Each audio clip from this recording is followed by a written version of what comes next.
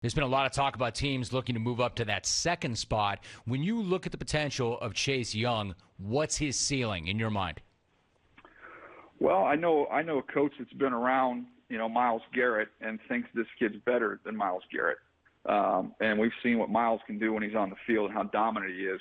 I think he's somebody we're going to see as a perennial Pro Bowl player, all pro caliber player that you have to account for on every single play. Jim, one of the things about him that kind of just I couldn't wrap my mind around was that people were saying, oh, he didn't show up at the end of the year in the big games, he didn't do anything. I'm like, yeah, okay, he didn't have a sack against Clemson, but they doubled him almost the entire game. They threw on three-step drop a ton throughout the game, and he hit the quarterback 5 times. I'm like, I mean, what do you want the guy to do? So to me, he was somebody you had to count for every single play. It's the second most important position in football. And that's why, again, I know people would want to come up there to 2, but I don't see the Redskins moving out. Daniel Jeremiah joining us.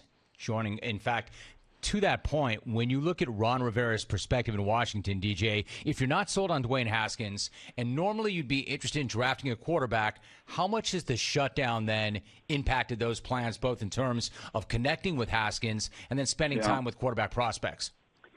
Yeah, I think that's a really good point. If they would have had more opportunity to interact with Dwayne, and I know you can do some of the things, video conferencing and all that, but it's not the same as having face-to-face time with the player. I think that could have left them with either more comfort or more concern, which would have spurred a little more confident move. I just think when you look at this draft with, missing some information on guys and maybe not knowing your own roster as well as you'd like as a new coach, I just think you put it in the fairway, man. Put the driver back in the bag and just pick Chase Young. You've got yourself a stud defensive end with minimal risk for the next decade plus, and then you'll figure out the quarterback thing as we go along.